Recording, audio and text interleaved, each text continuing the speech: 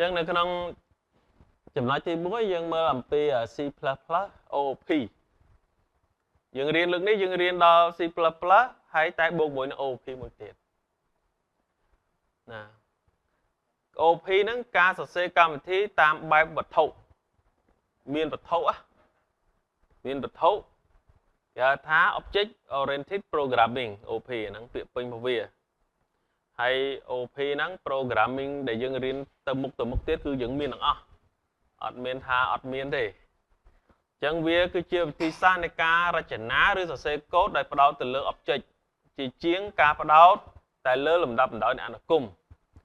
យើងរៀននៅក្នុង basic បើថាយើងរៀនតាមលំដាប់លំដោយពីលើចុះក្រោមយើងសរសេរមកមាន variable មានអីផ្ដល់តម្លៃឲ្យ variable តាមលំដាប់លំដោយគណនីលើចុះក្រោមតែនៅក្នុង OOP នេះទិន្នន័យនិងមុខងារសម្រាប់គ្រប់គ្រងទិន្នន័យទាំងនោះត្រូវបានដាក់បញ្ចូលទៅក្នុងឯកតាស្វ័យយ័តតែមួយចាអាទាំងអស់ហ្នឹងគឺដាក់នៅក្នុងឯកតាស្វ័យយ័តតែមួយហ្នឹងគឺសំដៅទៅលើពាក្យមួយគឺខ្លះបើសិនជាយើងបកចំណុចទី2ខ្លះបើសិនជាយើងបកថាជាបន្ទប់ណាជាបន្ទប់ហើយđâyបានគេប្រើពាក្យខ្លះគឺសំដៅទៅលើបន្ទប់នៅក្នុងបន្ទប់ហ្នឹងគឺមានរបស់របរជាច្រើនដែលដាក់ចូលក្នុងបន្ទប់ហ្នឹងទាំងអស់ហើយយើងម្នាក់ពីអ្នកខាងក្រៅហ្នឹងគឺដូចជាសិស្សដូចជាគ្រូហ្នឹងចូលមកបន្ទប់ហ្នឹងប្រើប្រាស់កុំព្យូទ័រហ្នឹងតែសួរថាអាចចូលកុំព្យូទ័រនៅផ្ទះបានទេអត់បានទេវាមានការកំណត់ថាហ្នឹងជារបស់សាលាជារបស់ឯកជនមានការគ្រប់គ្រងមានសោចៈឃើញទេយើងចង់ព្រឹកមិនអញ្ចឹងចង់ចូលនៅក្នុងថ្នាក់នេះបានតើតែមានគ្រូកាន់សោគាត់មកចាក់សោឲ្យយើងចូលបានយើងចូលបានអាហ្នឹងវាមានការគ្រប់គ្រង security ទៅលើទិន្នន័យទៅលើសម្ភារៈនៅក្នុងថ្នាក់អញ្ចឹងខ្លះនឹង object ថ្នាក់យើងបកថាថ្នាក់បើយើងមិនដឹងថាបកថាម៉េចទេភាសាខ្មែរខ្លះថ្នាក់ហើយនឹង object វត្ថុ object នេះជាវត្ថុណាភាសាខ្មែរយើងបកអញ្ចឹងអង់គ្លេសខ្លះហើយនឹង object បើសិនជាយើងយល់វាជាខ្លះជាពុំគំរូជាប្លង់មេខ្លះគឺជាប្លង់មេឬគំរូដែលកំណត់ពីលក្ខណៈ property ឬក៏សមត្ថភាពនៃអ្វីមួយវាកំណត់ប្រភេទទិន្នន័យថ្មីមួយដែលអ្នកបង្កើតឡើងអញ្ចឹងខ្លះហ្នឹងយើងបង្កើតទៅយើងត្រូវមាន2មាន property មានសមត្ថភាពមុខងារធ្វើអីខ្លះហើយ object ហ្នឹងគឺជាផលិតផលសម្រាប់ឬអត្ថេដែលត្រូវបានបង្កើតចេញពីខ្លះវាគឺជា instant នេះបានន័យថាពាក្យភាសាខ្មែរយើង instant មានថាការ instant ណាបានន័យថាកើតចេញពីយល់ទេជាក់ស្ដែងដែលមានទិន្នន័យរៀងខ្លួននឹងនៅក្នុងអង្គចងចាំនេះដូចរូបមួយនេះអញ្ចឹងណាអញ្ចឹងខ្លះនឹង object ខ្លះនេះគឺជាខ្លះគឺជាពុំគឺជាប្លង់មេមួយគឺប្រមាណមនុស្សយន្តមួយមានខ្លះណាមានសមត្ថភាពមាន motor កម្រិតណាលបឿនខ្លាំងប្រមាណវ៉ុលអីប្រមាណវ៉ាត់អីចឹងណាហើយបង្កើតចេញជា robot ជាក់ស្ដែង object the instant ជាក់ស្ដែងមកគឺចេញទម្រង់បែបនេះអានេះជារបស់ពិតប៉ះបានស្ទាបបានអានេះជារបស់មួយដែលវាអត់ពិតទេវានៅខាងក្នុងអញ្ចឹងគ្រាន់តែថានៅក្នុង object មួយដែលកើតចេញមកគឺមានទម្រង់ដូចគ្នាគ្រាន់តែពណ៌វាអាចមិនដូចគ្នាពណ៌វាអាចខុសគ្នាទៅតាមប្រភេទទិន្នន័យឧបមានេះ value វា10អានេះ20អានេះ30 value ផ្សេងគ្នានេះគ្រាន់តែការប្រៀបធៀបចឹងយើងមើលនៅក្នុង OP មានសសរស្ដំចំនួន4ណាមានចំណុចសំខាន់4ដែលឲ្យឈ្មោះថា OP ហ្នឹងទី1ទាំងអស់ចំណុចទាំងអស់នេះគ្រាន់តែកូដដែលយើងយល់តែយើងអត់អនុវត្តទេយើងអនុវត្តនៅក្នុងមេរៀនបន្តទៀតគឺជាការបំបែករវាងផ្នែកអន្តរកម្ម interface ហើយនិងផ្នែកអនុវត្តជាក់ស្ដែង implementation ដើម្បីលាក់បាំងទិន្នន័យសំខាន់ជា private ដើម្បីការពារកុំឲ្យមានការកែប្រែខុសបច្ចេកទេសពីខាងក្រៅអញ្ចឹងនៅក្នុងនេះគេថា encapsulation ហ្នឹងគឺជារបៀបសរសេរកូដមួយសម្រាប់លាក់នៅទិន្នន័យមិនឲ្យអ្នកខាងក្រៅឃើញទេណាហើយអ្វីដែលអ្នកខាងក្រៅឃើញតែចំណុច មួយចំនួនទេដែលយើងចង់ឲ្យឃើញណាដែលយើងចង់ឲ្យវាឃើញអញ្ចឹងខ្ញុំថានៅក្នុងclass មួយដែលគេបង្កើត bank account កងធនាគារអញ្ចឹងក្នុងកងធនាគារគឺគេបង្កើត class មួយគេប្រើ keyword class ហ្នឹងណាហើយនេះគឺជាឈ្មោះ class bank account គឺឈ្មោះ class ដល់ណាឈ្មោះឲ្យបើកគ្នាបហើយនៅក្នុងហ្នឹងគឺមាន private ដាក់ថា double balance នេះបានន័យថាសមតសាច់ប្រាក់របស់យើងលាក់បាំងទិន្នន័យ encapsulation ហើយអាហ្នឹងហៅ encapsulation ហើយនេះបានថា encapsulation ដោយសារតែ code នេះ variable មួយនេះគឺយើងហៅថា variable ណាប៉ុន្តែនៅក្នុង programming នៅក្នុង OOP គេហៅថា attribute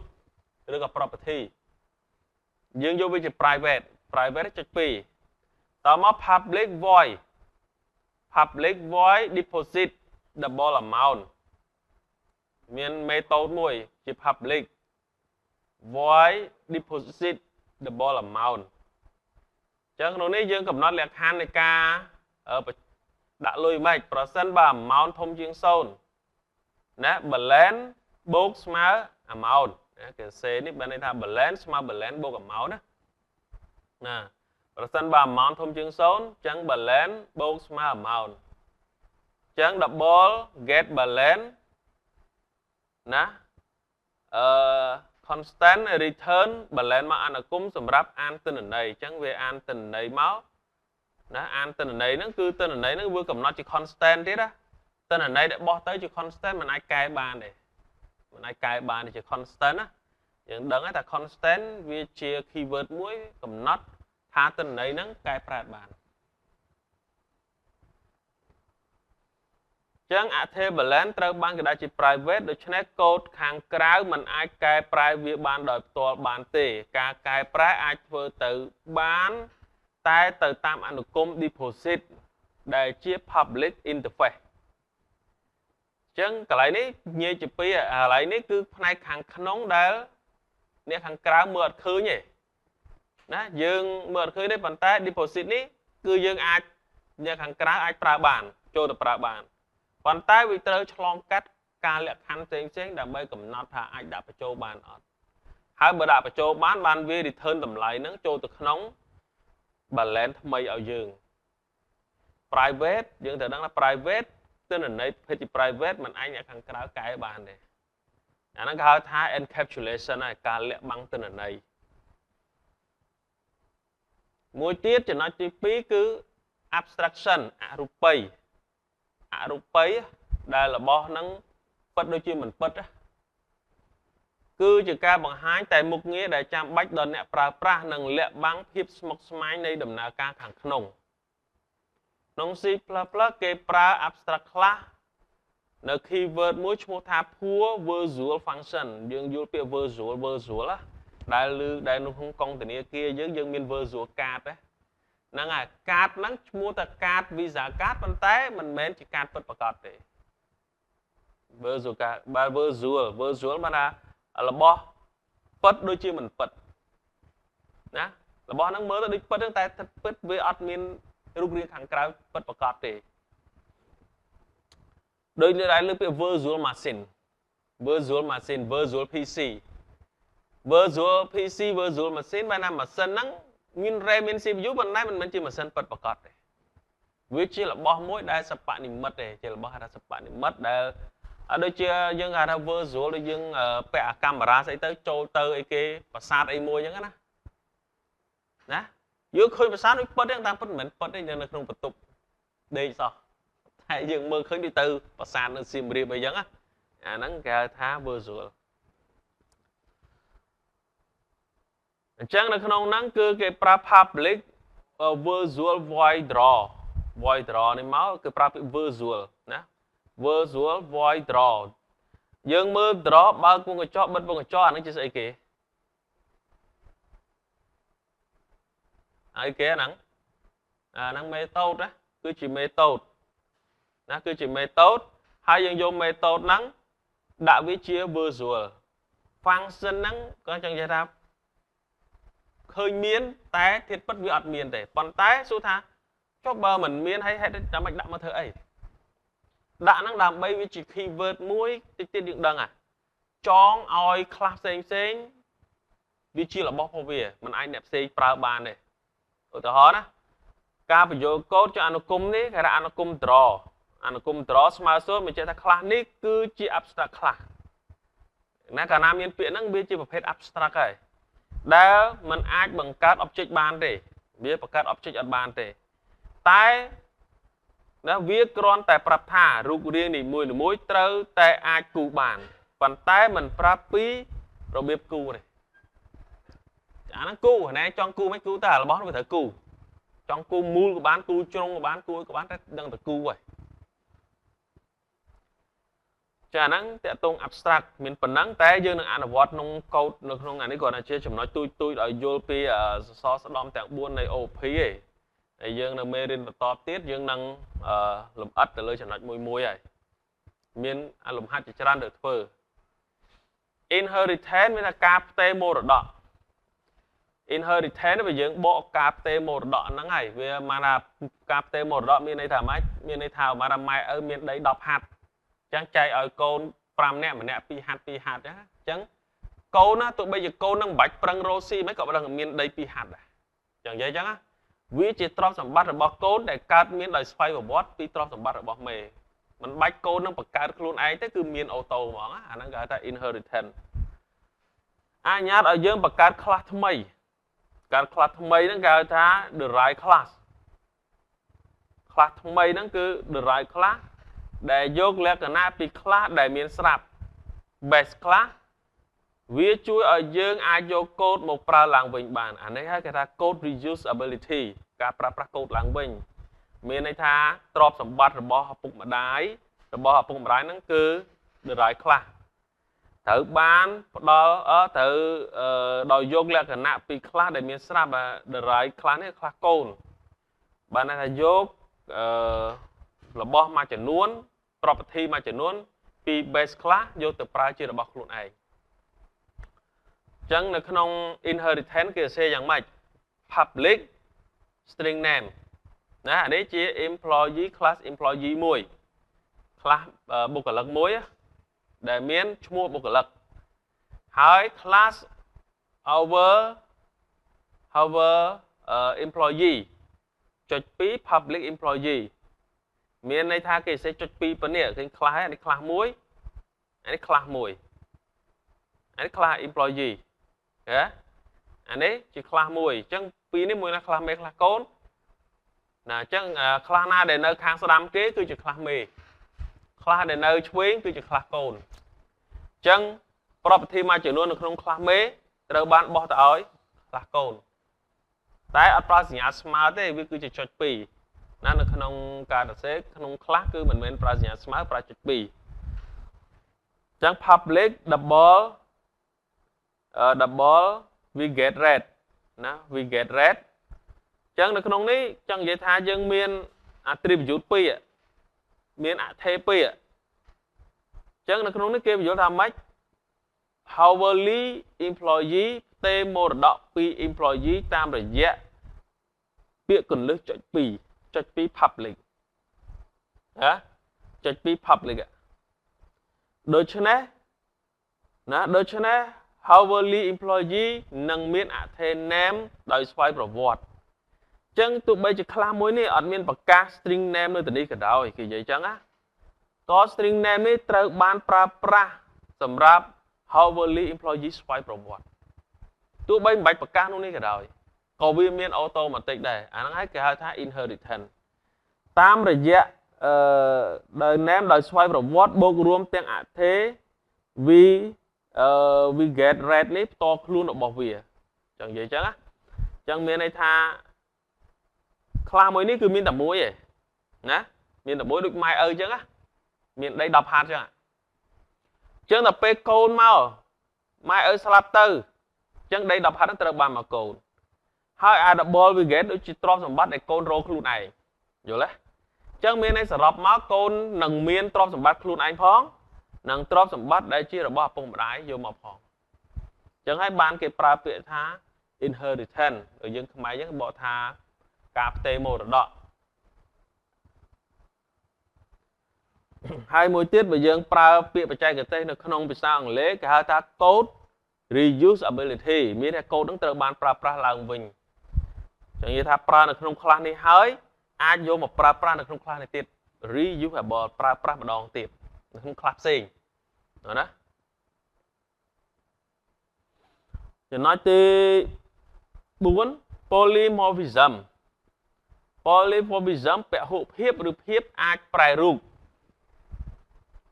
របស់មានតែមួយទេប៉ុន្តែវាអាចប្រែរូបគឺជាសមត្ថភាពដែលអនុញ្ញាតឲ្យអនុគមដែលមានឈ្មោះតែមួយអនុគមមានឈ្មោះតែមួយទេឈ្មោះដូចគ្នាអាចធ្វើការបានច្រើនទម្រង់ឬមានន័យខុសគ្នាអាស្រ័យលើប្រភេទនៃ object ដែលហៅវាគេប្រើពាក្យគន្លឹះ visual សម្រាប់ចំណុចមួយនេះឯងឧទាហរណ៍យើងមាន class animal ណាយើងមាន class animal public visual voice make soundណា visual voice make sound ចឹងអានេះយើងមាន class animal មួយដែលយើងមាន make sound មួយហើយយើងស៊ីអៅ animal sound តមកយើងមាន class dog មួយទៀត class ឆ្កែតែ class ឆ្កែហ្នឹងចុចពីអញ្ចឹងបានន័យថាវា inheritance ចេញពី public animal ចឹង public voice make sound អ្វីដែលយើងចាប់អារម្មណ៍ឃើញ voice make sound នេះគឺដូចគ្នា function ដូចគ្នា override ហ្នឹងបានន័យថាវានឹងផ្លាស់ប្ដូរអាស៊ីអៅនេះឲ្យមិនមែនទៅជា animal sound ទេទៅជាពាក្យ woof ចឹងទៅណា overriding ចឹងការបញ្ចូលកូដនៅពេលយើងប្រើ pointer របស់ animal ទៅកាន់ object dog ណាប្រើ pointer របស់ animal ទៅកាន់ object dog រួចហៅ make sound វានឹងបញ្ចេញសំឡេង woof ជំនួសវិញនេះហៅថា let binding ឬក៏ dynamic binding ដែលគេសម្រាប់ចិត្តជ្រើសរើសអនុគមធ្វើឡើងនៅពេលដែលកម្មវិធីកុំព្យូទ័រដំណើរការចឹងនៅក្នុងនេះគេហៅថា polymorphism poly បានន័យថាច្រើនពហុសំដៅលើអី voice make sound នេះពហុច្រើនឈ្មោះដូចគ្នា function ឈ្មោះដូចគ្នាទាំងអស់ប៉ុន្តែបើសិនជា class dog យកទៅប្រើគឺចេញសំឡេង woof តែបើយើងមាន class cat មួយទៀត public animal ហើយយើងដាក់ voice make sound override ស៊ីអៅមកម៉ែវអញ្ចឹងទៅអញ្ចឹងនៅពេលដែលឆ្មាយក class ហ្នឹងមកប្រើគឺចេញសំឡេងម៉ែវតែសំឡេង function តែមួយទេ make sound ដូចគ្នា make sound ជាអនុគមដែលមានចំនួនច្រើននៅក្នុង class ផ្សេងគ្នាហើយវា inheritance ជាមួយគ្នាបានតែផ្ទេរមរតកឲ្យគ្នាទៅវិញទៅមកអញ្ចឹងនៅពេលដែលយើងបង្កើត object មួយចេញពី class dog make sound នេះនឹងប្រើប្រាស់សំឡេង woof តែបើសិនជាយើង object ជា object កើតចេញពី class ឆ្មាបើយើងថែមឆ្មាមួយទៀត cat មួយទៀតអញ្ចឹង make sound នេះវាចេញជាសំឡេងម៉ែវវិញអញ្ចឹងទៅណាចានេះគ្រាន់តែជាចំណុចសង្ខេបរួមរវាងសសរស្តម្ភទាំង4ហ្នឹងទី1គឺការ workshop ទិន្នន័យមាន public មាន private ណាមាន public មាន private ជារបស់ដែលអ្នកខាងក្រៅចូលទៅប្រើបានទេជាកន្លែងសម្រាប់ឲ្យយើងធ្វើការបូកដកគុណចែកកណនាអីផ្សេងណាហើយ public បែរន័យថាអ្នកខាងក្រៅហ្នឹងអាចចូលទៅបានតែនេះយើងមិនអាចចូលទៅបានអ្នកខាងក្រៅហើយ abstraction នេះការលាក់ភាពស្មុគស្មាញយើងប្រើ tele បជាគឺយើងចុចប៉ុន្តែយើងអត់ដឹងថានៅបានក្រោមហ្នឹងវាធ្វើអីខ្លះយើងអត់ដឹងតែគ្រាន់តែថាវាមាន key function មួយសម្រាប់ឲ្យយើងចុចប៉ុន្តែនៅខាងក្នុងនេះគឺយើងមិនអាចមើលឃើញពីដំណើរការរបស់វាទេ inheritance មានន័យថានេះជា inheritance class ខាមួយអញ្ចឹងនៅក្នុង class ខានោះមកឡានត្រូវយក property មួយចេញពី class ខានេះមកមានកង់ តែដល់ពេលម៉ូតូយក property ពីខ្លះខាងលើដែរមានកង់ដែរតែកង់វាមានតែ2ទេអីកង់4 polymorphism មានន័យថាមនុស្ស3នាក់នេះបើសិននៅក្នុងឆាកបើនៅក្នុងឆាកជាអីជាអ្នកសម្ដែងតែដល់ពេលនៅក្រៅនេះជាអីគេគ្រូបរិញ្ញានេះជាគីមីគីមីនេះចុងភៅអញ្ចឹងនៅពេលដែលមនុស្សនឹងនៅក្នុងស្ថានភាពផ្សេងគ្នាមុខងាររបស់គាត់ប្រែប្រួល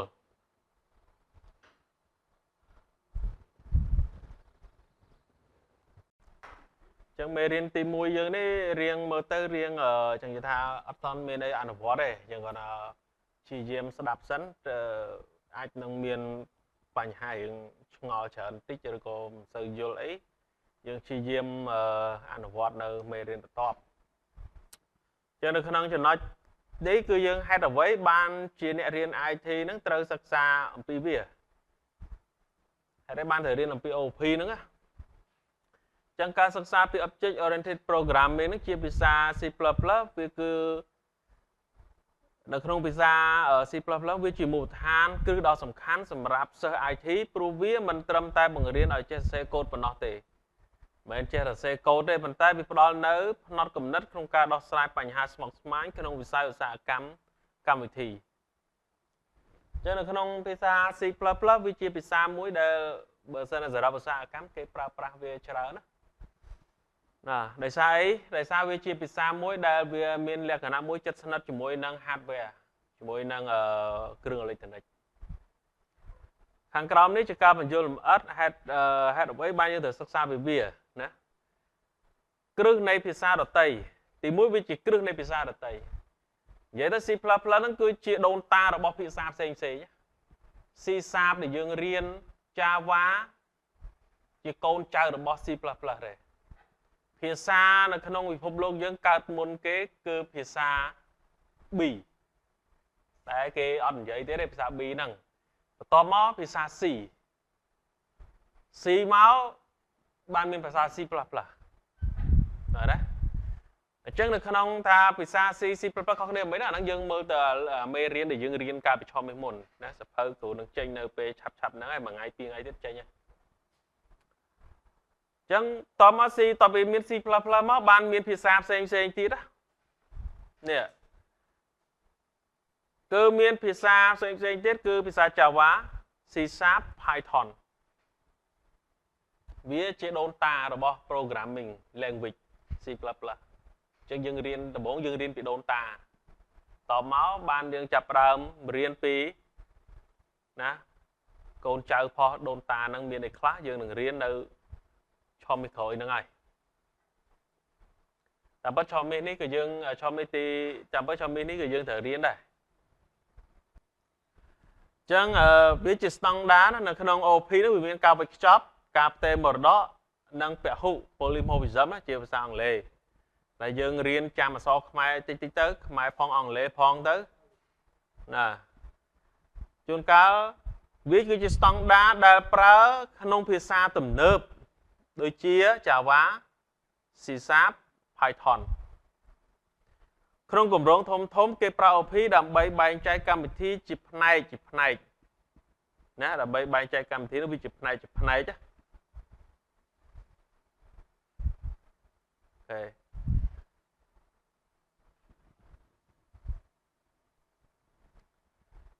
ចឹងវាជាដែលជួយឲ្យក្រុមការងារច្រើនអ្នកអាចសរសេរកូដរួមគ្នាបានយ៉ាងមានប្រសិទ្ធភាពអញ្ចឹងបើសិនជាយើងរៀនដល់ OP មានការងារខ្លះវាមិនបែកជា module ដាច់ពីគ្នាប្រូបច្ចេកមួយអាចធ្វើដល់ទៅប្រហែល20 module អញ្ចឹង20 module ចែកគ្នាធ្វើ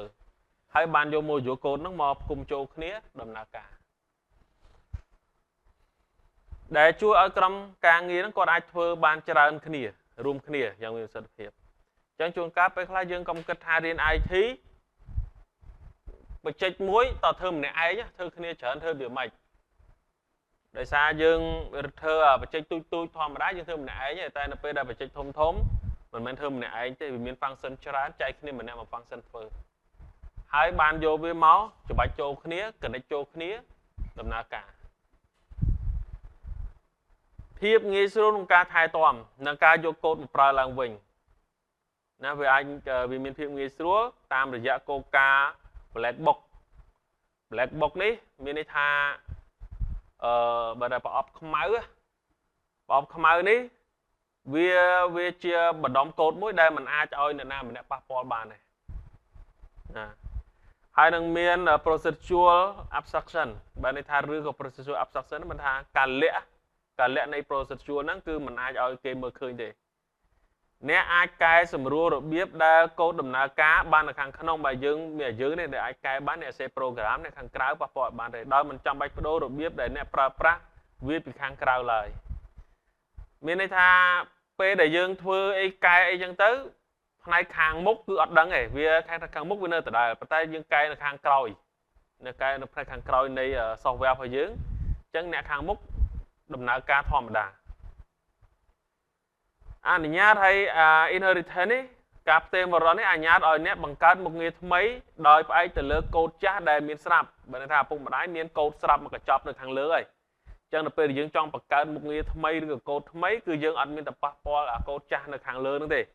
គឺយើងអាចផ្ទេរមរតកមកបង្កើតនៅខាងក្រោមជួយកាត់បន្ថយការសេកូដដដែលនិងកាត់បន្ថយកំហុសការសេកូដដដែលហ្នឹងដូចជាខ្ញុំបង្ហាញនៅត្រង់កន្លែងនេះចឹងណាត្រង់កន្លែង inheritance នេះណា inheritance នេះមិន inheritance ទេបើ inheritance នេះកន្លែងនេះបានថាកូដនេះបានថារបស់នេះមានហើយអញ្ចឹងដល់ពេលចង់ឲ្យ class នេះមាន object នេះគឺមិនបាច់ចាំសរសេរវាម្ដងទៀត string name នៅតំណែងទេគឺគាត់តែយើងភ្ជាប់ inheritance មកអ្វីដែលមានក្នុងនេះទាំងប្រមាណវានឹងផ្ទេរមកក្នុងទាំងអស់យើងអត់ចាំបាច់ត្រូវការសរសេរវាឡើងវិញណាភាពងាយស្រួលក្នុងការថែទាំនិងការយកកូដមកប្រើឡើងវិញអូខេមិញហើយឧទាហរណ៍ដូចជាប្រព័ន្ធគ្រប់គ្រងបុគ្គលិកមួយ employee system អញ្ចឹងអាកូដនេះពេលអ្នកគ្នាទៅផ្ទះវិញព្យាយាមអាចអង្គុយថែខ្លួនឯងលេងព្យាយាមធ្វើណាខ្ញុំមិនដឹងថាព្យាយាមបានប៉ុណ្ណាទេតែបើសិនជាយើងចង់ចេះថ្ងៃក្រោយយើងត្រូវតែព្យាយាមធ្វើពីឥឡូវកុំគិតហៅនឹងវាយទៅអីមកមេរៀនក្រោយឬក៏មុខវិជ្ជាក្រោយរៀនអានឹងដដែលចាំរៀនពេលហ្នឹងណារៀនចេះតែបានតែប៉ុន្តែឧបមាថាឥឡូវពេលដែលយើងរៀនពីឥឡូវនៅពេលដែលយើងចាប់ទៅជំនាញមួយទៀតគេនិយាយ10យើងយល់ទាំង10បានណាតែនៅពេលយើងអត់ធ្វើពីឥឡូវទេគេនិយាយ10យល់តែ2ទេ8ទៀតចាប់អត់បាន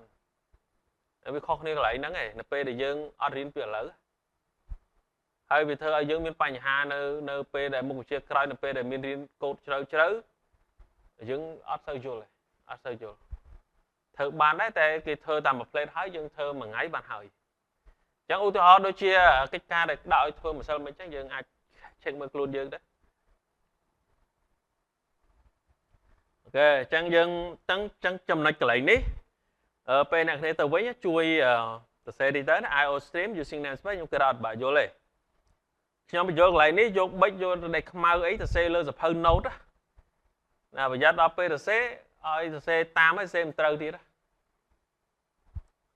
អញ្ចឹងកន្លែងនេះគេចង់និយាយថាគេបង្កើត base class មួយណា base class មួយដែលជា head inheritance base class ហ្នឹងបើ class មេ class employee ហេទៅបើកគ្នាឥឡូវហ្នឹងណា protected ឲ្យតែប្រើ inheritance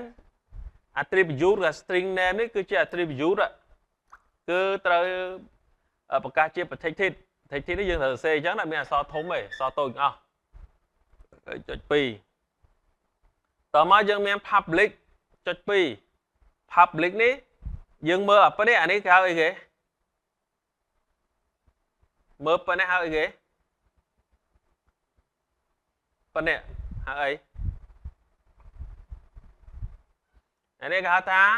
function តែ function នេះលក្ខណៈពិសេសfunction ពិសេសដោយសារតែវាអត់មានអីគេ function type វាអត់មាន void វាអត់មាន int វាអត់មាន string អីនៅពីមុខទេជា function ពិសេសឬគេហៅម្យ៉ាងទៀតគេហៅថា constructor តែអានឹងយើងរៀននៅមេរៀនបន្ទាប់ឯ constructor ចុច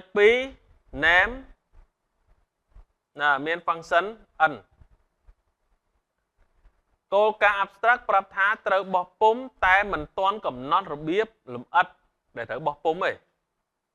ណា void កន្លែងនេះគឺយើងប្រាប់ពីរបៀបនៃ print check ណា visual void print check បើកញ្ចក់គ្នាបើកញ្ចក់ស៊ីអៅមកកំហុសមិនមានទិន្នន័យបុគ្គលិកច្បាស់លាស់អញ្ចឹងចំណុចនេះជួនកាលកុំឆ្ងល់ជួនកាលអ្នកខ្លះអត់ដឹងចេះថាអូ C++ ណាសេអក្សរខ្មែរចូលអញ្ចឹងណាកូដហ្នឹងខុសហ្មងអ្នកសរសេរហ្នឹងចេះសរសេរចេះសម័យនេះខ្ញុំ check ខ្ញុំធ្វើឲ្យមើលថាយើងសរសេរអានេះបានដូចតែយើងប្រើគេ VS Code ណាអញ្ចឹងយើងសេក្នុង VS Code យើងសេខ្មែរសេទៅពេលហ្នឹងអត់បារម្ភទៀតទេកុំឲ្យថាបាក់ជួនកាលខ្សោយអង់គ្លេសអូយសេមិនអង់គ្លេសសេខ្មែរមកចង់សេអីសេទៅខ្មែរណាអានេះមួយតពីរគឺ derive class ការយកមកប្រើឡើងវិញនិងពង្រីកមុខងារ derive class កូនណា base class ខ្លះមេ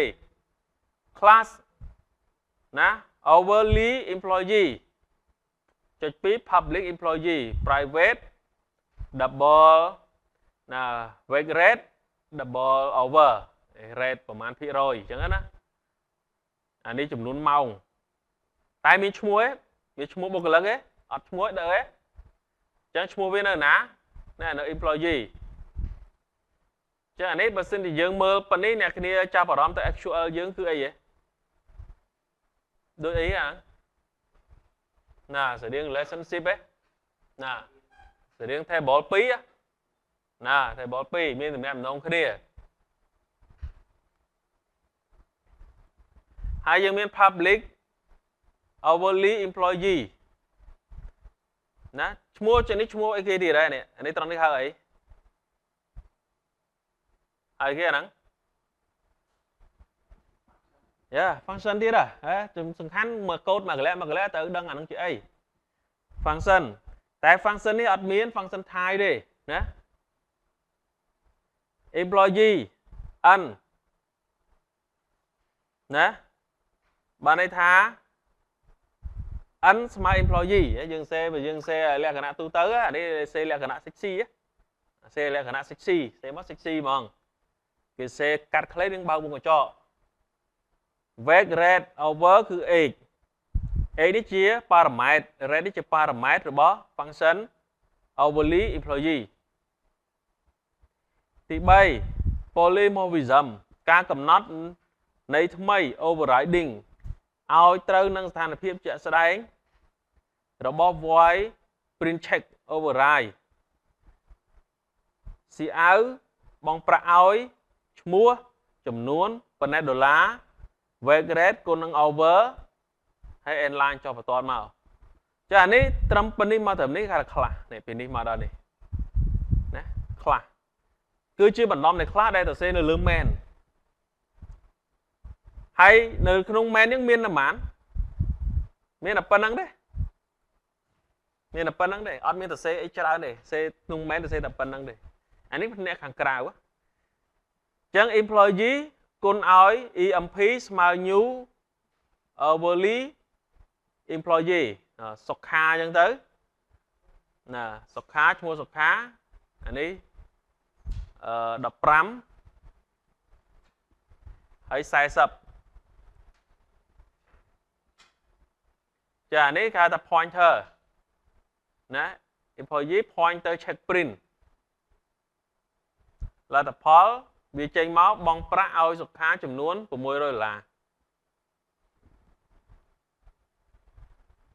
ហើយនេះដល់ពេលដែលវា run ដល់នេះវា delete ចោលវិញវា run ហើយវា delete ចោល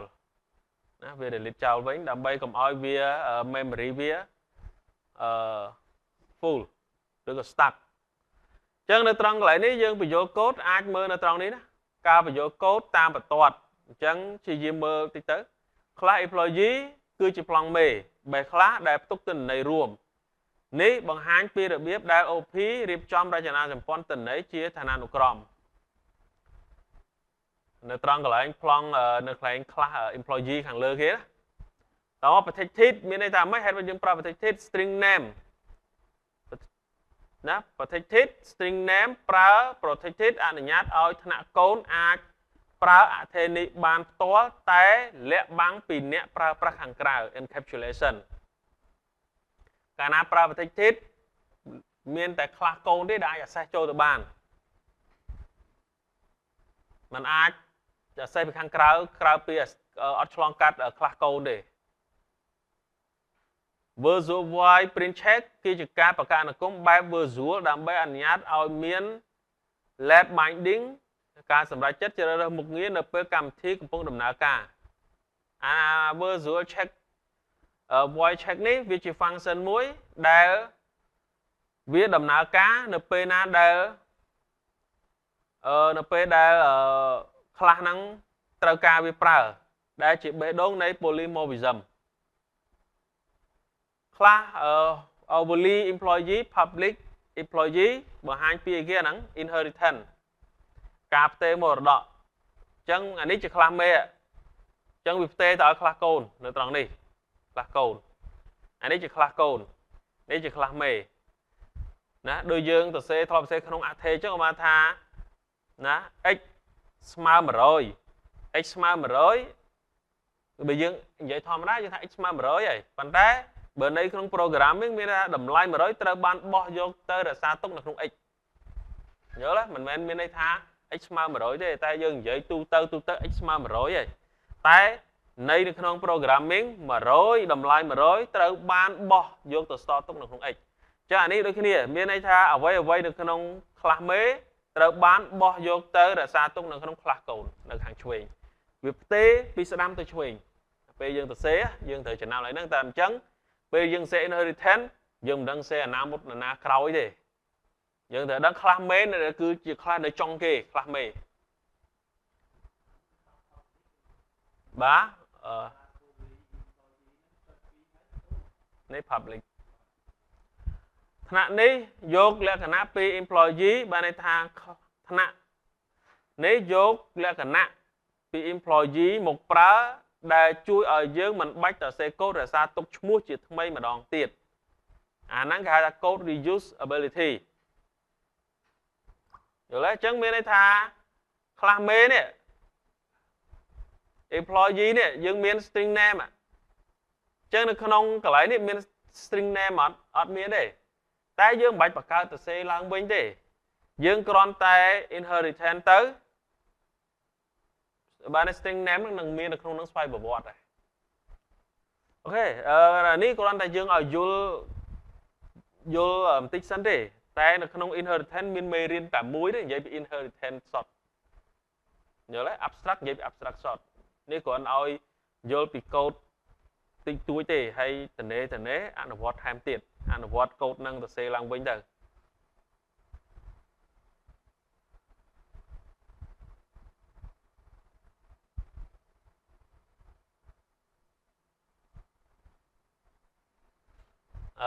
ចំណុចមួយទៀតតើវាមានអត្ថប្រយោជន៍អ្វីសម្រាប់ការសិក្សា IT អញ្ចឹងការសិក្សា OP ផ្ដល់ប្រយោជន៍ច្រើនជាមូលដ្ឋានគ្រឹះសម្រាប់អ្នកជំនាញ IT ក្នុងការរចនាការវិវត្តកម្មវិធីដែលមានគុណភាពយើងត្រូវយល់យើងអាចយល់ថាធ្វើម៉េចឲ្យកុំព្យូទ័រមួយដំណើរការលឿនអញ្ចឹងនៅក្នុង OP នេះយើងនឹងមាននិយាយហើយការប្រើប្រាស់ memory RAM ធ្វើម៉េចឲ្យចំណេញកម្មវិធីខ្លះទូចទេប៉ុន្តែប្រើប្រាស់កាំងម៉ាស៊ីនក៏មានដោយសារការសរសេរកូដគឺអត់មានបទដ្ឋានមួយត្រឹមត្រូវវាធ្វើប្រើយូរកាំងម៉ាស៊ីនណាខាងក្រោមនេះគឺជាការលម្អិតចឹងអត្ថប្រយោជន៍ OP ទី1 reusability ពាក្យហ្នឹងឮច្រើនដងតែយល់ការយកកូដមកប្រើឡើងវិញតាមរយៈ inheritance ការផ្ទេរមរតកយើងអាចបង្កើតខ្លះថ្មីដោយយកលក្ខណៈពីខ្លះដែលមានស្រាប់ដែលជួយកាត់បន្ថយការសរសេរកូដដដែលនិងកាត់បន្ថយភាពស្មុគស្មាញនៅក្នុងការអបអរកម្មវិធី Better organization រចនាសម្ព័ន្ធល្អនិងងាយស្រួលរកកំហុស OP កម្មវិធីត្រូវបានចាត់ទុកជាបណ្ដុំនៃ object ដែលមានអន្តរកម្មជាមួយគ្នាមាន object nhá miền class thua ở code miền phim cho bà lo nghi sưu án nâng nghi sưu không cá thua té rồi cùng họ chụp này nè chẳng chuông cá bê đèn giấy đo cái lại ní ai tháng sưu án á cứ trong ăn vô phóng su ai ấy ăn là vô tiết nè để hôm bữa ở thưa ăn ấy su ai hay trên cái ai hết vô là đừng dạy thầm vậy anh đang đợi xa ấy bê đây làm han ở vô từ mớ ọt mờ ai thưa ọt thưa tập bên chân xưa đại dương mới chọn trăm nơi ru riêng phao vía riêng cốt bên trăm bách bên tập 4 thời vô lệ được không cao ở bốn tập 4 thời trăm sẵn bên trăm cốt tinh rốt mót đấy trăm ru riêng vía khơi tầm rong cha năng chỉ sậy chẳng ban nhâm trẻ xua thả năng hào ấy khơi tầm rong bài biết năng chiều vậy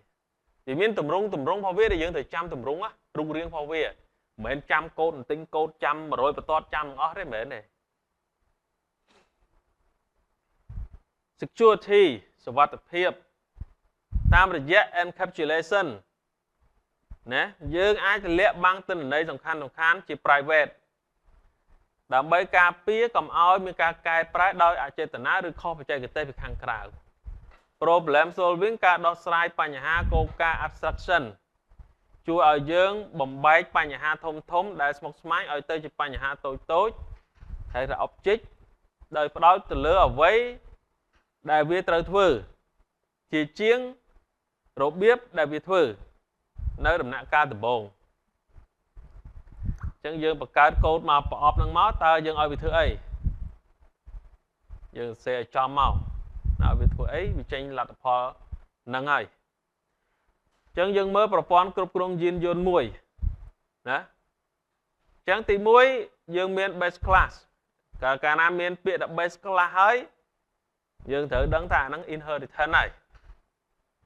ការផ្ទេរមកដល់ណាមាន class vehicle មួយនេះ class vehicle គឺចាប់ផ្ដើមដោយអក្សរ class ហើយនេះគឺឈ្មោះ class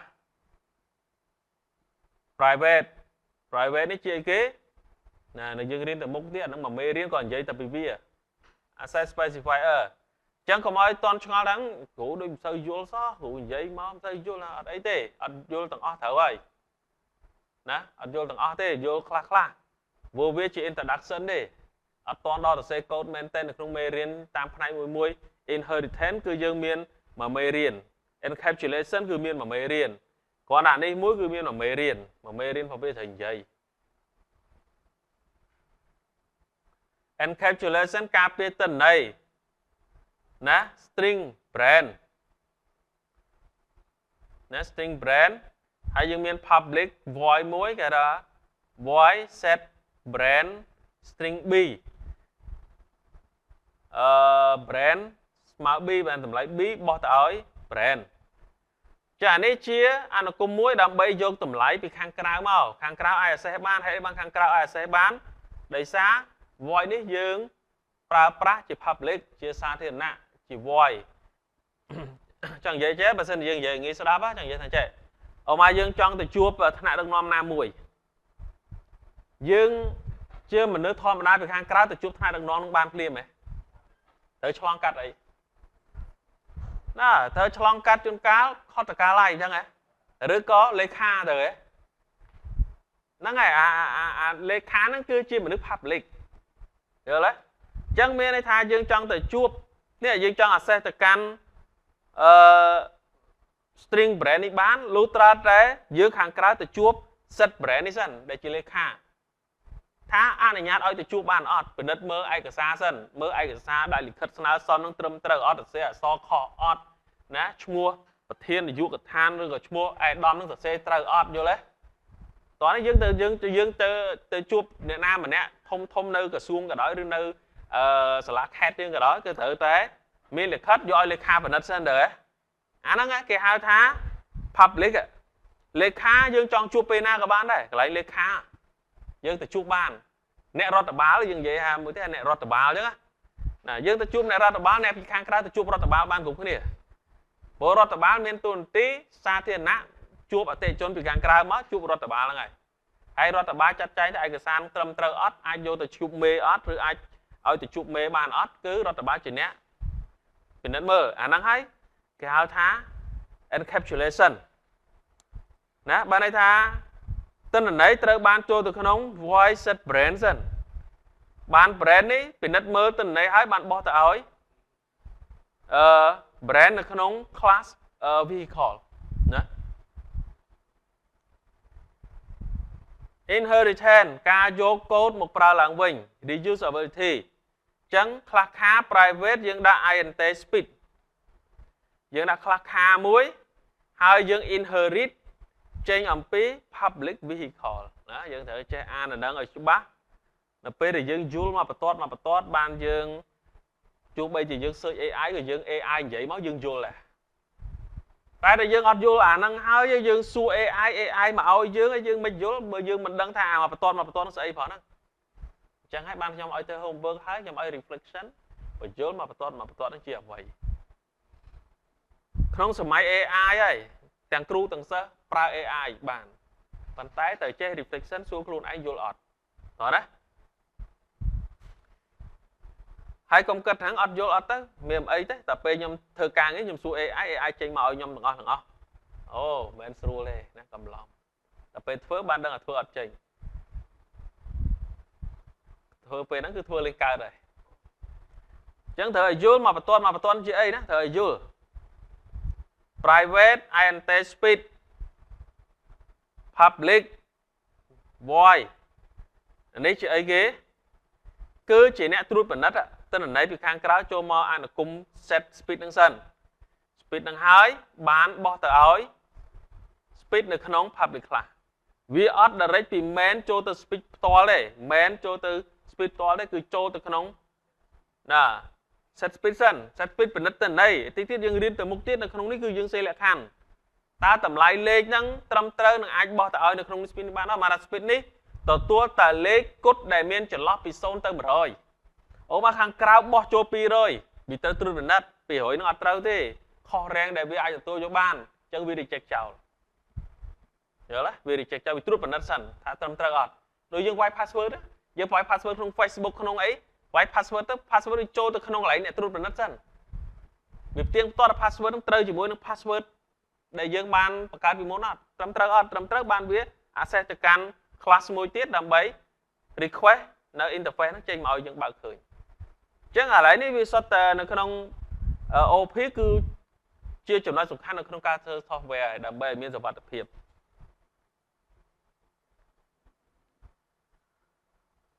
អូខេអញ្ចឹងចំណុចមួយទៀតទី4ណា problem solving បំបែកបញ្ហាដោយកំណត់មុខងារជាក់លាក់សម្រាប់ខាណា void drive override ទៅលើ vehicle drive ស៊ីអើលបឿនបច្ចុប្បន្ន speed ប៉ុណ្ណេះគីឡូម៉ែត្រក្នុង1ម៉ោងអញ្ចឹងវានេះតែពេលយើងបោះតម្លៃចូលទៅវាចូលមកអនុគមមួយនេះវាចេញជាលបឿនឲ្យយើងហើយអញ្ចឹងអាចទៅផ្ទះវិញព្យាយាមធ្វើទៅហើយមួយទៀតអានេះបាច់វាយក៏បានដែរណាឃើញចេះអានេះជាអីគេ comment ឃើញតើយើងយល់អញ្ចឹងពីអានឹងស្អីគេ comment ហើយដឹងថាអា comment ហ្នឹងបាច់វាយបានអត់បាច់ដាក់បានអត់បានត្រូវទេណាអញ្ចឹងកន្លែងនេះគ្រាន់ជា comment ដើម្បីបញ្យល់មេរៀនទេអញ្ចឹងយើងត្រូវយល់ម្លាញ់ជាអីហើយអានេះជា comment លុបចោលបានទេអានេះជា comment លុបចោលបានហើយអីផ្សេងទៀតអានេះជា comment លុបចោលបានយើងវាយទៅហើយយើងព្យាយាមមើលថាវា error អត់បើវា error រកកំហុស error នឹងឲ្យឃើញហើយដោះស្រាយចេញអញ្ចឹង int main យើងខា my ខាមានន័យថាម៉េចកន្លែងនេះខា my ខាមានន័យថាម៉េចបាទខា my ខានេះជាអីខានេះគឺជា class តែចាំរូបមន្តនៅការបង្កើត object អានេះកន្លែងបង្កើត object ហើយ my ខាជា object ដាក់អីដាក់ទៅ my ខា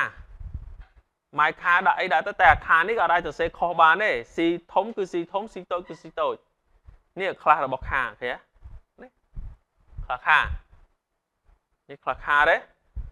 ណា my car object dot set brand Toyota ណាឥឡូវយើងតាមពិតឥឡូវនេះខ្ញុំបញ្យល់តែម្ដងឲ្យហើយទៅ Chẳng cái này này miền này tha my car cho object dot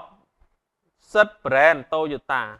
my car nó cứ chỉ mã Toyota chẳng bên này mã Toyota này ban được tu đùm lại năng máu và chun tới na và chun tới function set brand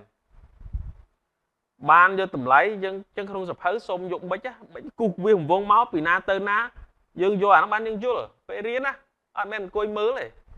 cú này chế đấy cho mà set cho mà function set brand hay set brand nó phải chun tới na nè set brand này chun mà set brand block thấy nhé chẳng set brand này ban cái Toyota thế hay đấy ban cái price string tại sao với chị à so vô lấy chẳng bi này bỏ tới na bi nó ban bỏ tới brand brand nó ban là tôi bị Toyota rung tới na rung mà cho không này vô làm pi tới là này rút pi na tới na chẳng vô bách cú á sập hơi chẳng hay ba hay ban năm nó trong phải đến thời oi miên sập hơi ba chẳng coi mơ hay vô từ vánh mơ lên vô lại đang sợ ấy thế chẳng sập hơi nó cứ thử vô bách cu tên là đây rút pina tên na thử từ xe nấu tục ọt vô lại nó nấu tục oi miên sập hơi chẳng cho năm nó thử oi pra sập hơi hay bật cầm tớ coi chăm sợ đắp cam cục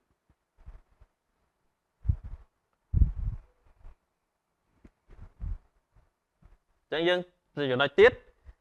chẳng tôi ta vô là tên là đấy nó bị rút tên na my car dot set speed 80 speed របស់ឡានលឿន80រត់ទៅណា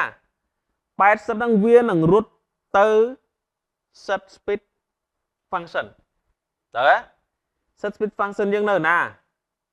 នេះ set speed function អញ្ចឹងវានឹងទទួល s នេះតម្លៃប៉ុន្មាន80ត្រូវទេ80 s នេះវានឹងបោះទៅឲ្យ speed នៅក្នុងនេះបោះទៅឲ្យ speed ដើម្បីទទួលតម្លៃ speed 80នេះបោះទៅណាវានឹងបោះមក speed ឡើយនេះឃើញទេ speed នឹងទទួលបានតម្លៃ80អញ្ចឹងចង់និយាយថាតម្លៃ80នេះមិនអាច direct មកកាន់ speed នេះដោយផ្ទាល់ទេត្រូវឆ្លងកាត់អ្នកត្រួតពិនិត្យមួយ set speed ជាអ្នកត្រួតពិនិត្យដោយខ្ញុំនិយាយអញ្ចឹងចង់ទៅជួបថ្នាក់ដឹកនាំចង់ជួបអីដងសកលតកាចុះទៅជួបផ្ទាល់ភ្លាមបានទេណាយើងអ្នកគណៈទូទៅយើងប្រជាជនឬក៏សិស្សអីចឹងយើងចង់ស្នើសុំអន្តរាគមន៍ពីថ្នាក់ដឹកនាំមួយតើយើងសេលិខិតទៅដាក់រដ្ឋបាលសិនចឹងហ៎រដ្ឋបាលគេពិនិត្យលិខិតយើងត្រឹមត្រូវនៅសរសេរពាក្យខុសពាក្យពេចន៍ឆ្កងឆ្គាំជួងអីអត់អូខេត្រឹមត្រូវហើយបានឯកសាររបស់យើងហ្នឹងរត់ទៅកាន់ដល់ថ្នាក់ដឹកនាំបានយល់ទេចឹងដូចគ្នាចឹងយើងយល់តមក my car dot drive នេះជាអី drive នេះជាអី drive ប៉ុណ្នេះជាអីជា function my car ជាអីជា object dot នេះមានន័យថា access ណា my car access ទៅកាន់ function drive អញ្ចឹងទាញអនុគម function drive នឹងតម្លាក់មកបង្ហាញណា function drive នេះ drive function drive override ចេញមកវាបង្ហាញថាល្បឿនបច្ចុប្បន្ន80 km ក្នុង1ម៉ោងចេញលទ្ធផលមកឲ្យយើងឃើញហើយ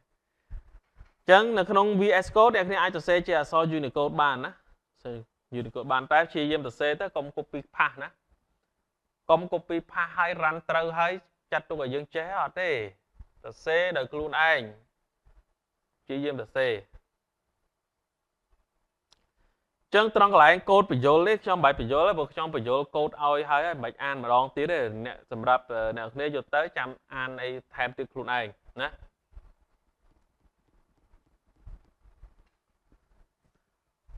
ចំណុច 1.6 ចំណុចដែលត្រូវធ្វើដើម្បីឲ្យការសិក្សាទទួលបានជោគជ័យដើម្បីក្លាយជា programmer ខ្លាំងនៅលើ OOP បងអូនគួរអនុវត្តតាមរូបមន្តខាងក្រោមណានេះអញ្ចឹងខ្ញុំគិតថានិយាយមកប្រើមកចប់មេរៀនទី1ហ្នឹងគឺយើងអត់ទាន់មានតែសេកូដទេរសារវាជាទ្រឹស្ដីជា introduction ឲ្យយើងត្រៀមខ្លួនណាមិនមែនឲ្យ stress ហើយឈប់មើលសភៅទេមែនទេកុំទន្ទិញត្រូវអនុវត្តណាអត់មានទន្ទិញហើយអត់មានអង្គុយមើលទេត្រូវអនុវត្តកុំគ្រាន់តែអានសៀវភៅរាល់ពេលរៀនទ្រឹស្ដីថ្មីមួយ ចុចបង្កើតបច្ចេកទូចមួយភ្លាមបច្ចេកទូចដែលមានកូដលើហ្នឹងយកទៅរៀនវាយខ្ញុំអត់នៅក្នុងថ្នាក់អត់វាយឲ្យមើលទេខាត់ពេលណាខាត់ពេលអញ្ចឹង200ទំព័ររៀនអត់ចប់ទេ3សប្តាហ៍តោះណា15ពេលជាយាមទៅផ្ទះត្រូវតែមាន homework កិច្ចការទៅធ្វើតែអង្គុយវាយអាហ្នឹងយើងទទួលខុសត្រូវខ្លួនឯងនៅពេលយើងមកសិក្សាយើងគឺជាអ្នកទទួលខុសត្រូវអត់ចេះអត់មានណាទទួលខុសត្រូវទេមិនមែនថាអូគ្រូសាលាគឺអ្នកទទួលខុសត្រូវទាំងអស់ទាំងឪពុកម្ដាយបងប្អូនទាំងខ្លួនយើងអានេះអ្នកទទួលខុសត្រូវរៀនចេះមិនចេះគឺទាំងអស់នឹងអ្នកទទួលខុសត្រូវប៉ុន្តែអ្វីៗដែលល្អហើយបើខ្លួនយើងអត់ធ្វើអីសោះណាអញ្ចឹងអ្វីដែលផ្សេងដែលបានធ្វើគឺតទេស្អាតអត់មានស្អីទាំងអស់ស្មើសូន្យតើណាអញ្ចឹងទៅវិញត្រូវតែវាយកូដទាំងអស់ហ្នឹង run error ឬមិន error កន្លែងណារកកំហុសឲ្យឃើញគោល diagram មុនសរសេរកូដមុននឹងកូដបងអូនគួរប្រើกระดาษឬប៊ិចគូសរចនាសម្ព័ន្ធខ្លះឲ្យដឹងថាមានខ្លះសរសេរវងមួយមកខ្លះអីមាន attribute អីខ្លះ attribute នេះបើសិនជាយើងរំលឹកទៅលើមេរៀន SQL Server ណានៅក្នុង SQL Server attribute នេះគឺជា field ណា attribute គឺ vehicle គឺជា table entity ផ្លេចហើយមើលទៅ entity នេះគឺជា attribute យល់ទេអញ្ចឹងតើគូព្យាយាមគូមេធៀងដើម្បីឲ្យយើងយល់រៀនពីកំហុស debug កុំខ្លាចកូដមិនដើរមិនរួច error ចំណាយពេលរកចំណុចខុសគឺជាពេលដែលបងអូនរីកចម្រើនខ្លាំងបំផុតកុំសួរ AI ឲ្យមកគឺអត់ខុសទេដល់អត់ដើរទេតែខ្លួនយើងអត់ចេះដែរទេវាយខ្លួនឯងមក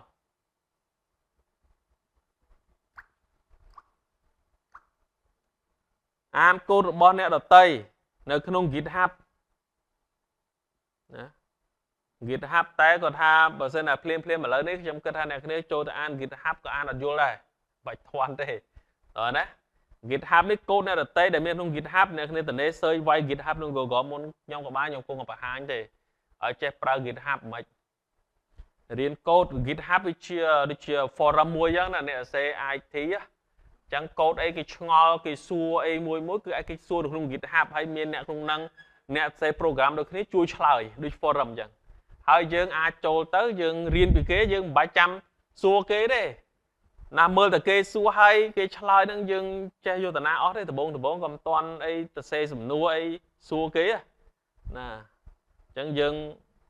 មើលអ្វីដែលគេសួរឆ្លងឆ្លើយក្នុង forum ហ្នឹងទៅដូច forum មួយអញ្ចឹងដើម្បីមើលថាតើគេប្រោភេក្នុងគម្រោងពិតប្រកបយ៉ាងដូចម្ដេចហើយមានបច្ចេកទូចដែលគេ share នៅក្នុងហ្នឹងយើងអាចយកមកមើលសួរនិងសួរមានតែសួរហើយសួរទៀតអញ្ចឹងហើយបានខ្ញុំឥឡូវខ្ញុំឲ្យសភៅទៅមើលមេរៀនសិស្សដែលរៀនដូចជា Excel Advanced ខ្ញុំឲ្យសភៅក្នុងមួយអាទិត្យត្រូវតែសួរខ្ញុំពីសំណួរអត់សួរអត់បានទេអត់សួរដកបន្ទុកត្រូវតែសួរ Preferred highlight ទៅមើលសភៅឆ្ងល់សួរតែសួរខ្ញុំឆ្លើយទេខ្ញុំអត់ឆ្លើយទេតែពេលជួបគ្នាខ្ញុំនឹងប្រាប់កន្លែងដែលត្រូវឆ្លើយឲ្យចូលទៅមើលហើយឲ្យសរសេររបាយការណ៍ត្រឡប់មកឲ្យខ្ញុំវិញនៅសំណួររបស់គាត់ហើយនឹងចម្លើយរបស់គាត់រៀនសួររៀនឆ្លើយខ្លួនឯងបើគេសួរសិស្សសួរឲ្យយើងចាំតែឆ្លើយអត់រីកចម្រើនខ្លាំងទេឲ្យសិស្សសួរហើយឲ្យសិស្សទៅរកចម្លើយដោយខ្លួនឯងគ្រាន់តែនាងប្រាប់របៀបរកចម្លើយឲ្យគាត់ឆ្លើយខ្លួនឯងហើយសរសេររបាយការណ៍ reflect មកវិញទាំងសំណួរនិងចម្លើយអាហ្នឹងជាវិធីសាស្ត្រដែលអាចរៀនបានមួយជីវិតរៀនចេះបើមិនយល់ចំណុចណាត្រូវសួរគ្រូស្វែងរកក្នុងសហគមន៍ដូចជា Stack Overflow អ្នកគ្នាអាចចូលទៅ Google វាយពាក្យ Stack Overflow នេះបានណាគឺជា forum មួយដែរ GitHub Stack Overflow ជា forum របស់អ្នក IT ឯងណាចូលបង្កើត account ទៅ free ទេចូលទៅមើលគេសួរគេនាំហើយយើងអាចមានសំណួរអីឬបញ្ហាដែលយើងចង់សួរយើងអាចសួរគេក្នុងហ្នឹងទៅវាចេញសំណួរដែលគេធ្លាប់សួរពីមុនហើយសំណួរដែលគេធ្លាប់សួរមុនយើងចុចសំណួរដែលគេធ្លាប់សួរមានអ្នកឆ្លើយអត់ចុចទៅឃើញចម្លើយមានគេឆ្លើយឯងអញ្ចឹងយើងអាចបានចម្លើយពីក្នុងហ្នឹងបាន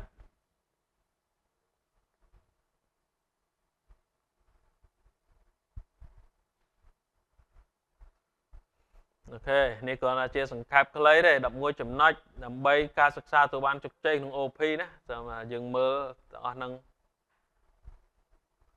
ហើយជាយាមធ្វើ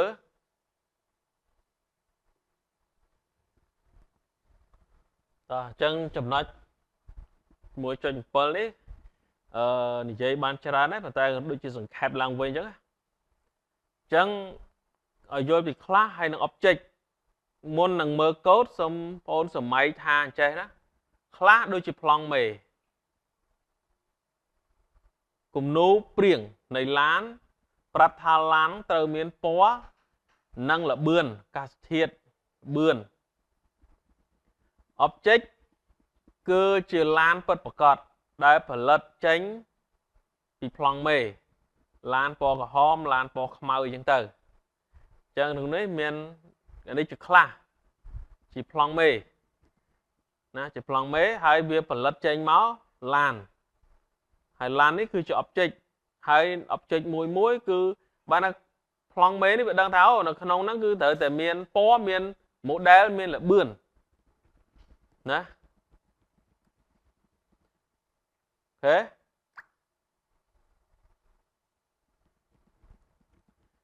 មានពណ៌មាន model មានល្បឿនតែពណ៌អីអត់ដឹងទេពណ៌អីស្រេចលើ object អ្នកផលិតឡានអាសាញដាក់ពណ៌ក្រហមវាដឹងថាត្រូវមានពណ៌ model អីត្រូវតែមាន model គេ Toyota ល្បឿន maximum ប្រហែល120 km/h អូខេអញ្ចឹងវាសិតតម្លៃប៉ុណ្ណឹងobject B ឡានវាដឹងថាឡានហើយឡានពណ៌អីពណ៌ខ្មៅ model គេ Ford ល្បឿន180 km/h នេះជា object ដែលកើតចេញអំពីclass មួយ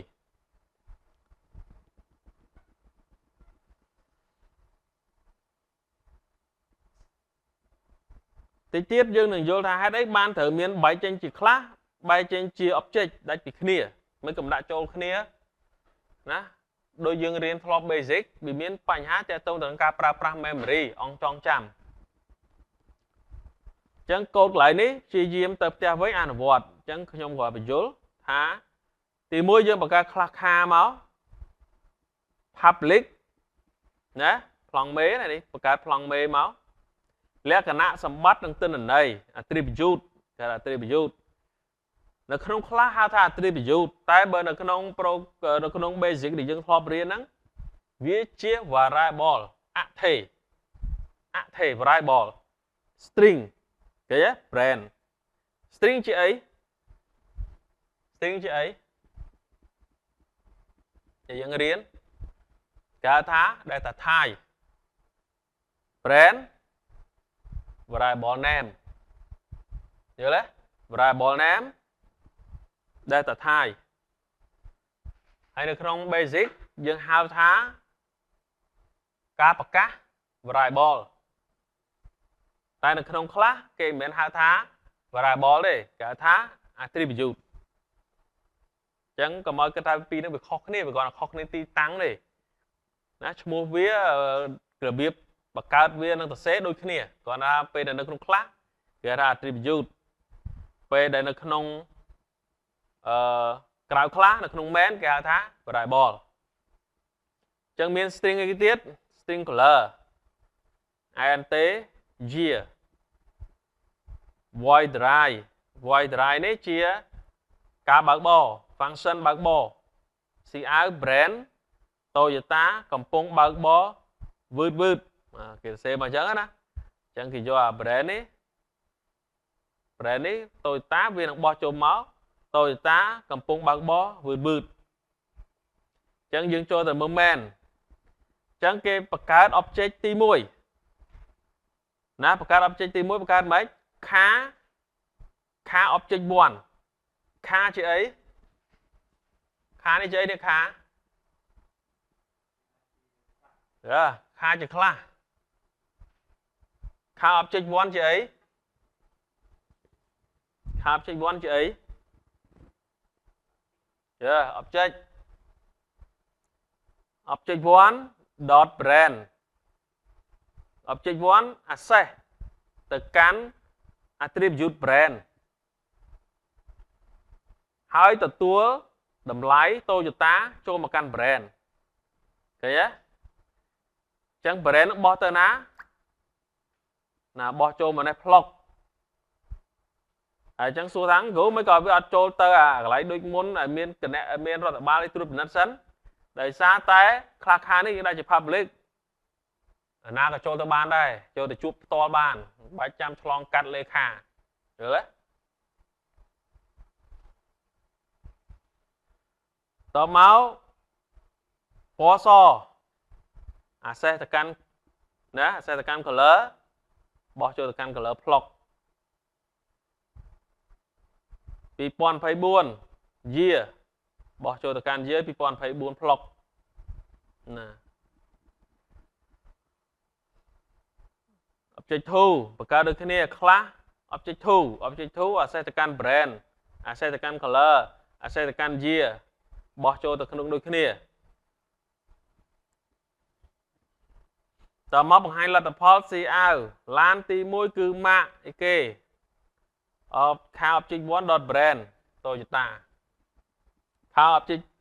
1 color ពណ៌អីពណ៌សផលិតឆ្នាំណា2024មុខងារតមក object .dra ខាង object 1 .drive វាដាក់ថាម៉េច Toyota កំពុងតែបើកឡានបឺតកំពុងតែបើកបឺតទាំងមកណាយើងសេទៅអញ្ចឹង and car 2 .drive មកដូចគ្នា return 0 ចប់អញ្ចឹងទៅផ្ទះវិញសូមអនុវត្តកូដនឹងទៅសេណាព្យាយាមទៅសេដូចខ្ញុំនិយាយអញ្ចឹងព្យាយាមទៅសេអត់អាចកុំគិតហ្នឹងកូដប៉ុណ្ណឹងសួរ AI បានហើយខ្ញុំនិយាយដដែលអញ្ចឹងណា AI ជួយប៉ុន្តែគាត់ AI ជា assistant យើងឯងយើងចេះមិនចេះខ្លួនយើងត្រូវតែសេខ្លួនឯងសិនដើម្បីយើងយល់បើមិនអញ្ចឹងទេសួរ AI ឆ្លើយមកបញ្យល់អត់បានឡើយហើយអាហ្នឹងដោយសារយើងអត់ដែរធ្វើអីសោះនៅពេលដែលសួរ AI ខ្ញុំឲ្យសួរទៅ AI រឿងរៀនរឿងបរៀន AI មានជារបស់ free សួរហើយសួរមកប៉ុន្តែវាជាចំនួនការយើងផ្ដល់ចម្លើយឲ្យយើងឬក៏ជួយធ្វើលំហាត់យើងប៉ុន្តែខ្លួនយើងត្រូវតែយល់ពីអ្វីដែល AI ផ្ដល់ឲ្យណាតែចាំទៅយល់ឲ្យច្បាស់ឡើយហ្នឹងណាកុំយកលទ្ធផលពី AI យកមកឲ្យខ្ញុំយកបន្ទុកអត់ឲ្យទេ AI យកមកឬដើម្បីមើលខ្លួនឯងឲ្យយល់ហើយបកស្រាយឲ្យចេញ reflection នៅលើ slide បានថាអានឹងជាអីមួយជាអី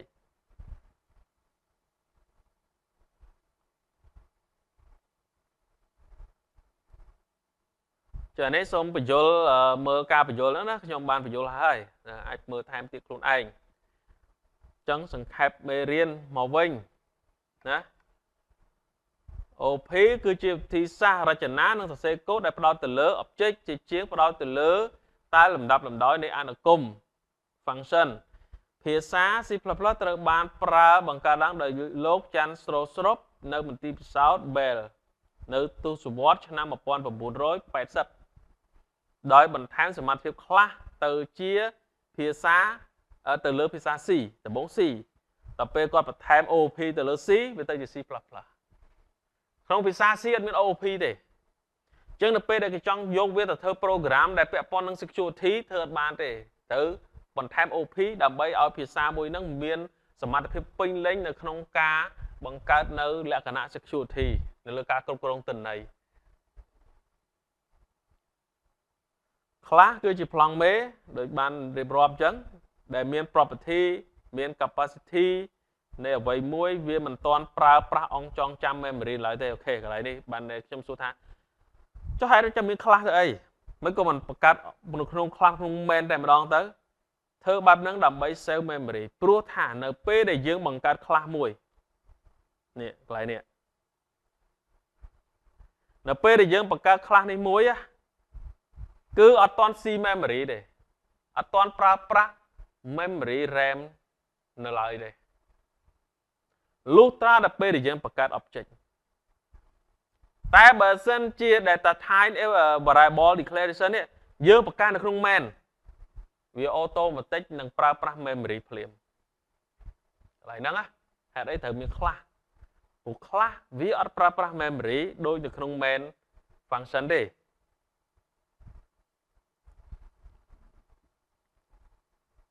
តោះណានៅឡើយទេគឺជាផលិតផលសម្រាប់ហើយវា instant វាទទួលនៅព័ត៌មានពីខ្លះ instant ណាជាប់ជាក់ស្ដែងដែលបង្កើតចេញពីខ្លះនិងមានវត្តមានពិតប្រាកដនៅក្នុងអង្គចងចាំណាចំណុចកន្លែងហ្នឹងសំខាន់ណាហ្នឹងត្រូវ note ទុកណា object គឺមានវត្តមានពិតប្រាកដនៅលើអង្គចងចាំឯខ្លះវាមិនទាន់ប្រើប្រាស់អង្គចងចាំនៅលើ memory នៅឡើយទេចឹងហើយបាន OOP មានសារៈសំខាន់នៅក្នុងការគ្រប់គ្រង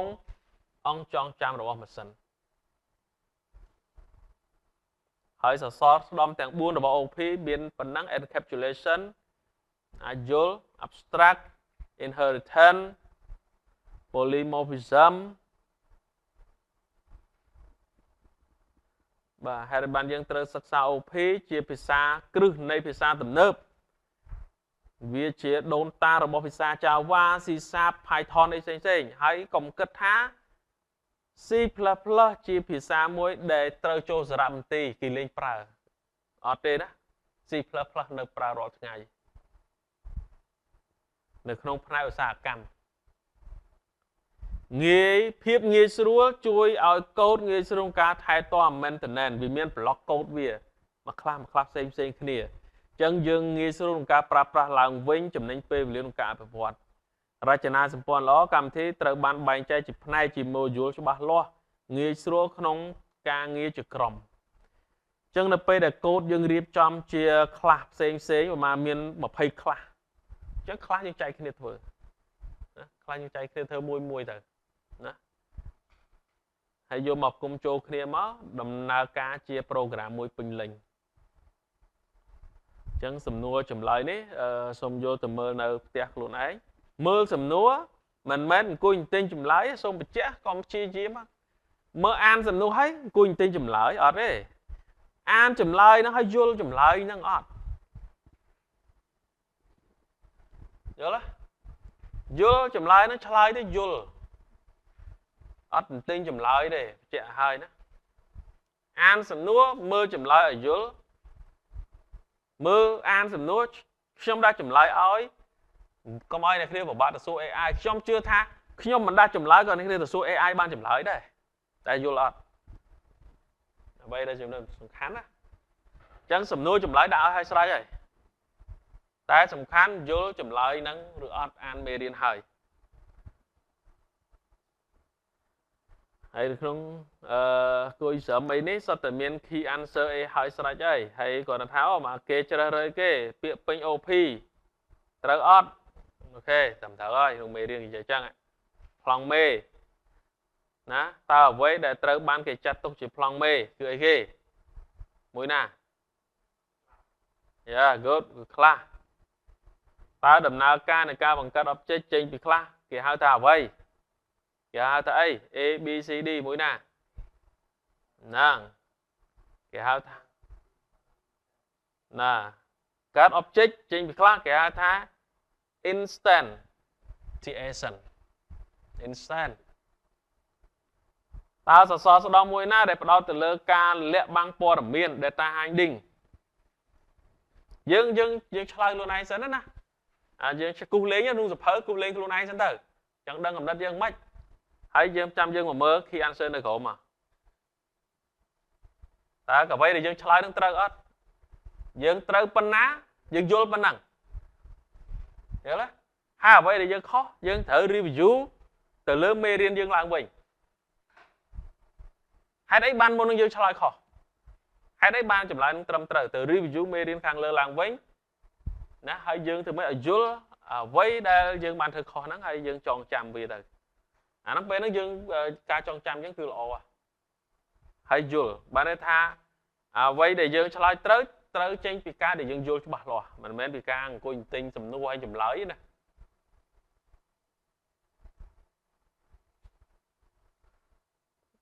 ប៉ុណ្ណឹងហើយយើងចប់មេរៀនទី1ហើយចូលមកវិញយើងនឹងចូលដល់មេរៀនទី2ដែលនិយាយពី class និង object មុនហ្នឹងក៏មាន class មាន object ដែរប៉ុន្តែគាត់តែជា introduction ទេយើងនឹងលម្អិតវា class object នៅមេរៀនទី2